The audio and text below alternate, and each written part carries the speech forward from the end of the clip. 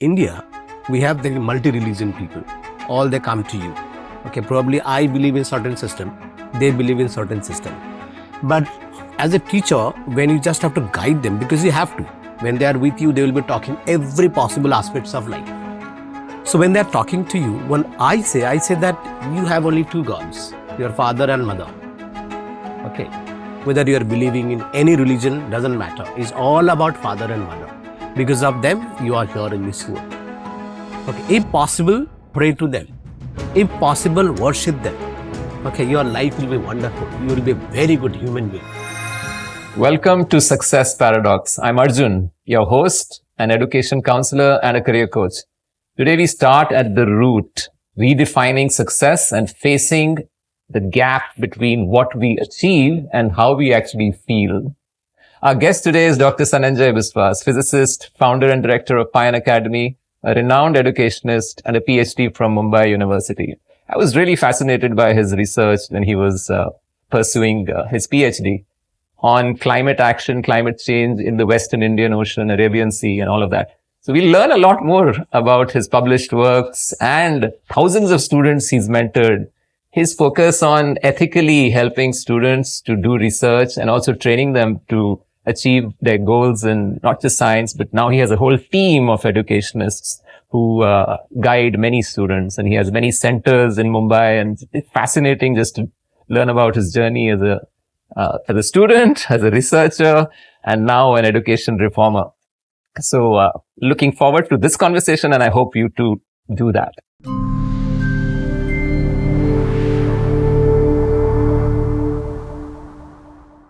Welcome, Dr. Biswas. You've worn so many hats as a teacher, even an examiner for so many boards, IGCSE and many others.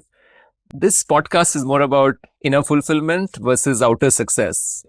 So your journey has really been fascinating, and our conversations prior to this was really something that sparked, my interest in figuring out how you did it. So what do you think is the definition of success, and how have you really endured, achieving this success across so many roles that you've played? Yeah, see, every role has its own importance, and the paths are different. Like when I talk about when I started my career with the international curriculum, like IGCSE, IB, A-levels, what I found that somewhere that impactness was missing in education. So I tried to imbibe that in student. What I did that in every lecture, I wanted to show something new to the kids. Like suppose experimental demonstrations. Sometimes you give live examples. Okay. And in every explanation, you need to add some kind of humor in it. And when you see that students is smiling, okay, then you can introduce some difficult concept. Then mind is ready to accept that. Okay, so that is something I tried in my teaching profession. But when you talk about leadership, like in school, when I was like a vice principal, sometimes I was the principal also, some schools also. So that role is different. Role is different means you don't see that how others are doing. You just learn from others and you use your own concept there. Like how these teaching staffs are comfortable. See how they are delivering the teaching methods. Okay, what they can do new to the students. It should be impactful. Impactful in the sense, when a student go home, they should feel like that something they have learned, which they would never forget in their life. Okay, like simple example I'm giving you as an educationist, as a physicist. Like when I start teaching electricity, simple chapter, many people are delivering in different ways. So what I do, I make a simple circuit. Okay, make them burn that resistance. Now that burning of resistance, when they see, they will never ever forget in their life. Somewhere in soft corner of their brain, it gets registered. Otherwise, if you simply teach certain things, they'll forget. They will never remember you. But if you keep doing this kind of crazy things, they will remember that teaching forever. In as an you can say administrator, when you are heading something, then you need to always see that your staff is in a happy mood. Okay, they are well disciplined. Okay, that discipline is must. Suppose class is starting at a particular time, like 7 o'clock. The teacher must be there 5 minutes before that or 10 minutes before that at any cost. So you'll not believe that in my almost like 25, 26 years of teaching career, I was never ever late, not even for 2 minutes in my lecture. I need to make sure that I am there 15 minutes before the time. Otherwise, if I keep blaming Mumbai traffic, that too much of traffic is there, I just got late, something, it can happen once in a while, but not very often. So you need to target that your lecture is at that time, you need to be there. And you have a fixed plan that what exactly I'm going to deliver in this lecture. Even if it is unplanned, you see that what the student wants. But one thing you need to keep in your mind, the student is all the time happy. They're smiling at you. Okay, they're enjoying your teaching. Only then you are a successful teacher. And I remember when I left one of the international schools, and there I realized that all staff were crying when I left. That is basically the biggest success in my life. Yeah, it's kind of a metric Yeah. for success that really, Because we actually worked for them, and it actually made them feel that you are someone who actually worked for them, taught them how to deliver lectures, how to interact with parents, how to interact with students, what exactly to be given to the students. Okay, that I taught them. And as you're talking about my academy, so when I felt there are so many loopholes in education system. Okay, so I thought that all my experience and whatever materials I've collected, okay, everything I should keep at a place so that student can be guided properly. Okay, suppose I've started a journey. I know that to get into universities, people like you, one of the best counselor in Mumbai, you know it, but some directions to be given to them. Okay, that you are starting the journey from here, and this much you have to cover. Okay, accordingly we need to train them. Okay, like research work. Suppose some research work we are doing, some kind of research work we have taken, and we are involving these very young kids. Their brain is not fit for research. They don't know what is research. So when I start something, I show them, see, this much I have done here. I show them, this is the way it is to be done. After that, I tell them only to think, because everyone's mind is different. Okay, it is not like that only my research work. I've started something, guiding them that what is research work. After that, I say that don't go to AI or anything else. You just think. Whatever you feel like, you just write it down on a piece of paper. Give it to me. Okay, I'll tell you after that how to proceed ahead. That is called research. Something new. Okay, it is not like pressurized from something. Completely new. fantastic. So what I'm gathering from you is that authenticity, Authenticity. that, being even aware and present for your students.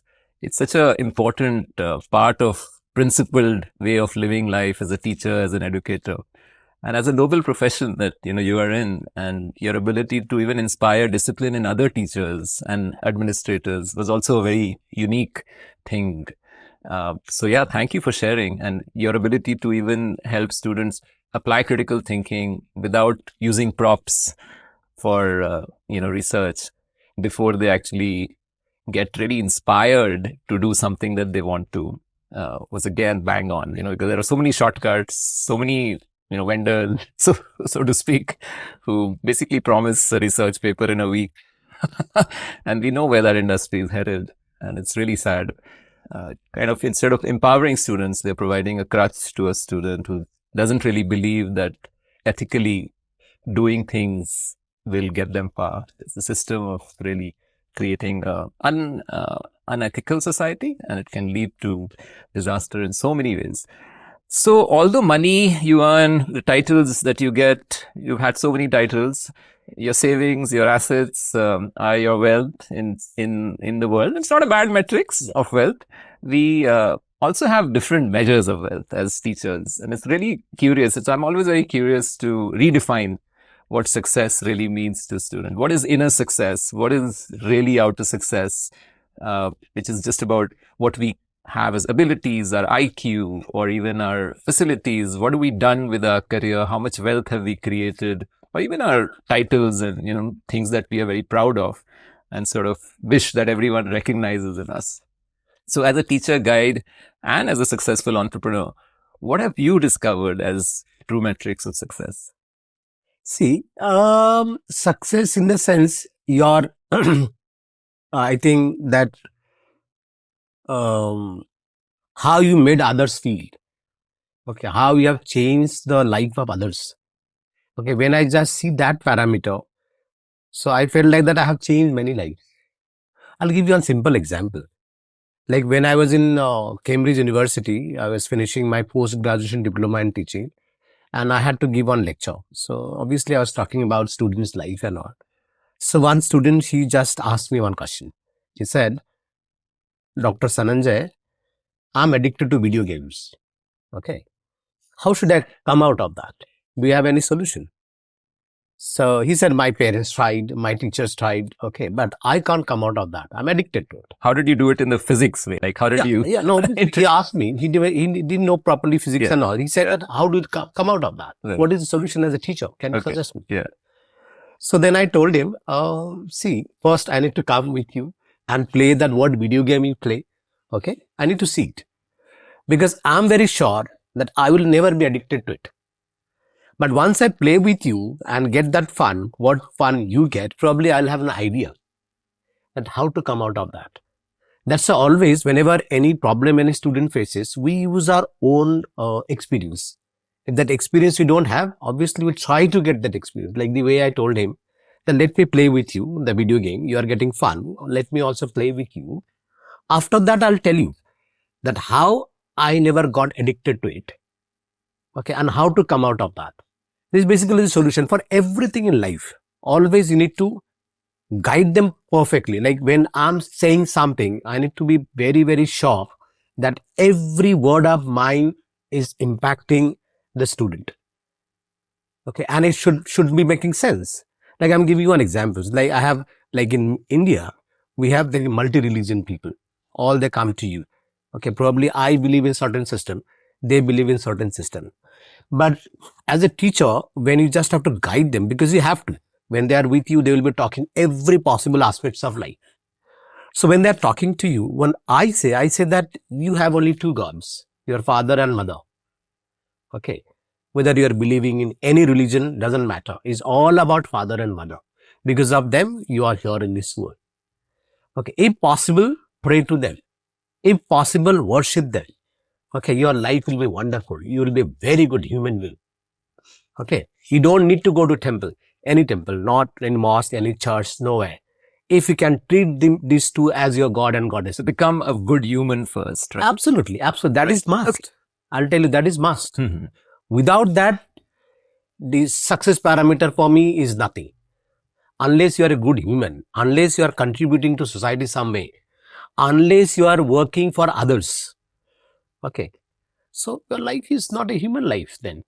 Yeah, I think this is a very interesting thing because that inner emptiness that we feel despite success is coming from that space, where we feel that we haven't really contributed much, where we feel that there is a lack of ability to serve others. So that selfless service is an aspect that we yearn for because we don't know what that really means unless we practice it. We also see people who practice it and get inspired by them as well.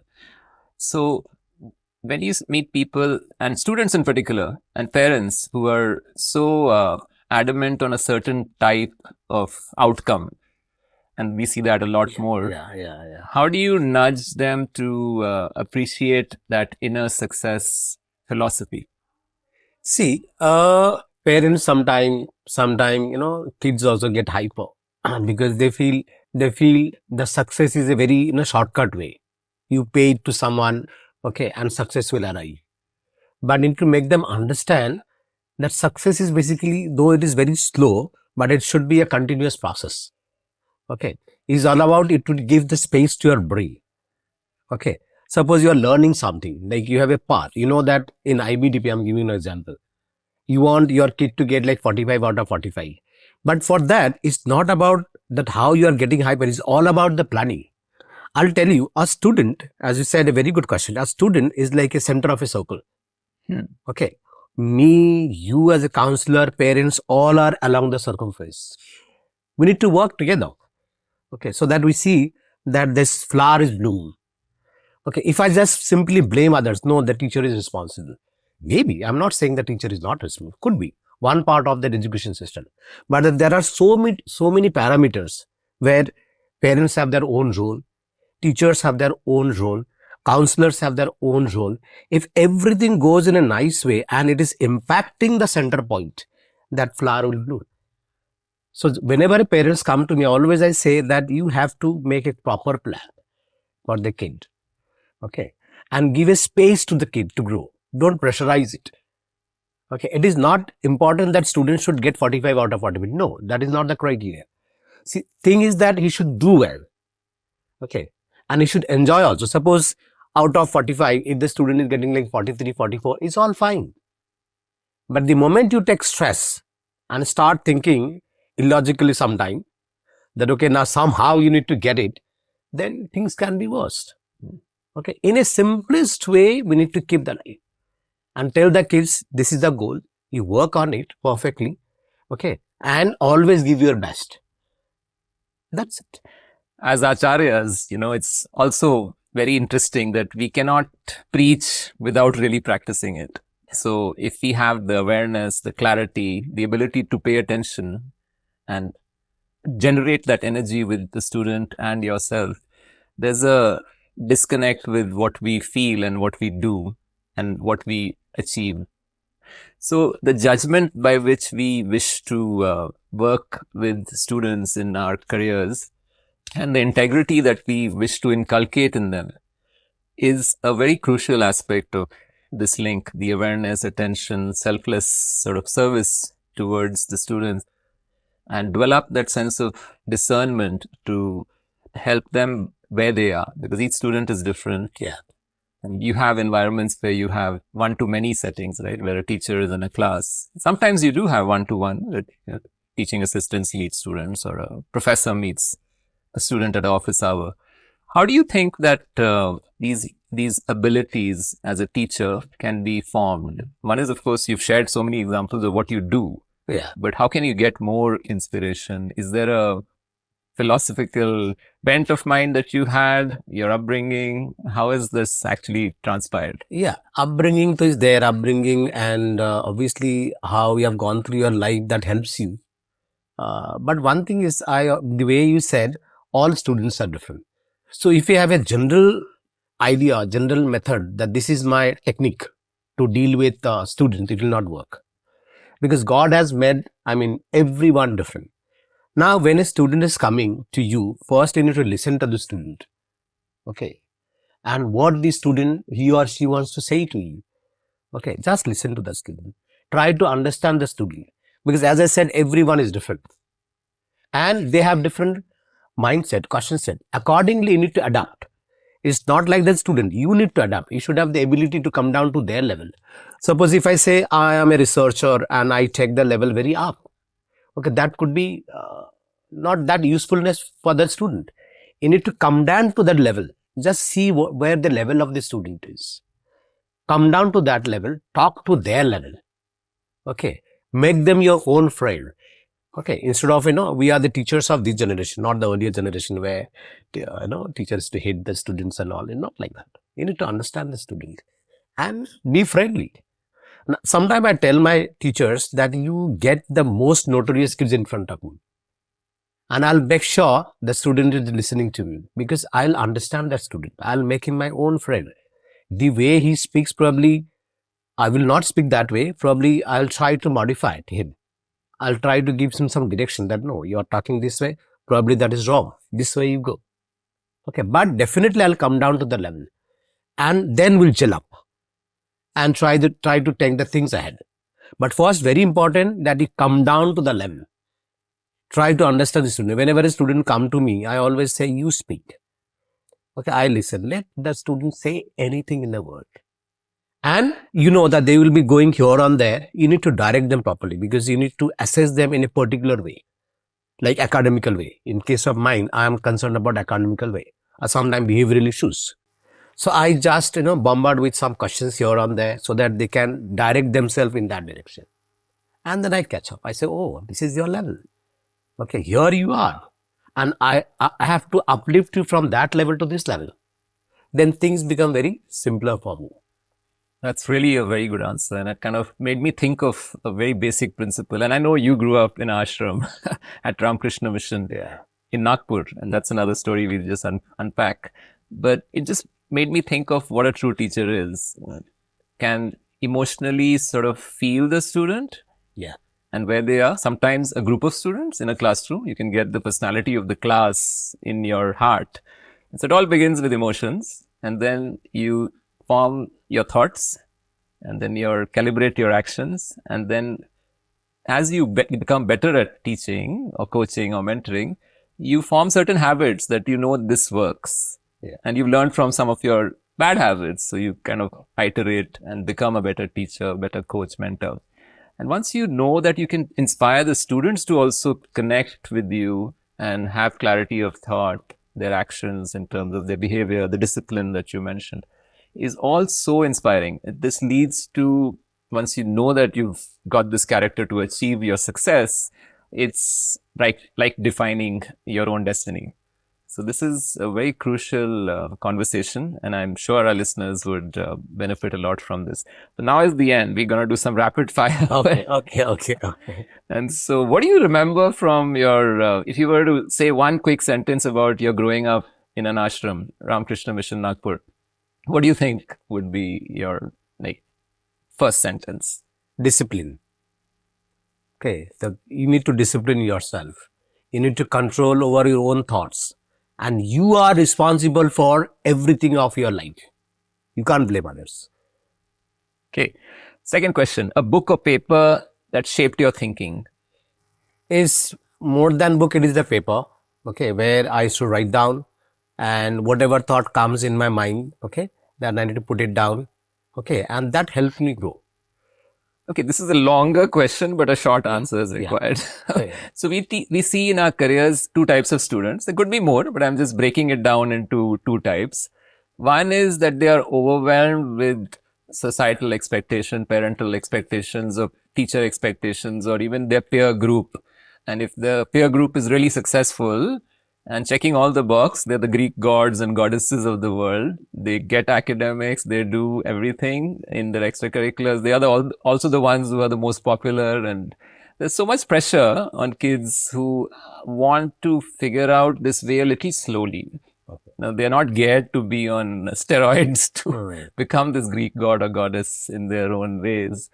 So they have this unfulfillment in their heart. There's that sense of lack, sense of FOMO, many other things. And then on the other hand, there are students who've actually become those Greek gods and goddesses, have a very scheduled life, and the parents have made all the arrangements to make sure that they achieve what they can. They somehow, at the end, once they get that college admission or once they get that career or job which they thought was the best, everyone talks about tech, consulting, finance as key jobs. You can get the highest paid salaries, or eventually also maybe law or medicine. But they feel that unfulfillment in their heart because they feel that they've just lived a life on a hamster wheel without really looking inward. So how do you address this in our education, in a family setting, really bring it forward and make this a popular discussion with your students and other educators that you meet? See, here, two things, that Western way of living and Indian way of living, I'll tell you, because I have lots of Western kids also. So these things are totally different. Okay. So unfulfillment arises when you feel like that you should live like a Western way. Okay, mostly it comes. But then I tell my kids that you have that Indian, what you can say, value system. Okay. So whatever you do in life, but remember that you need to be with your parents till their last breath. That is my advice to them. And if you can do this, okay, you will never feel like that something is not fulfilled in your life. It's not about earning like dollars, lots of dollar. It's not about that buying fancy cars. It is not about the buying a big house. Okay. How satisfied you are from inside out. That is very important. And that definitely arises, I'll tell you, in Indian value system, that I realized. When you are associated with your relatives, with your friends, we have this in India, that system ready already. That's great. We don't have to think so much. But the moment you try to copy the Western way of life, then that unfulfilledness and other things arise. So thank you so much for having this wonderful conversation today, and look forward to many such conversations in the future.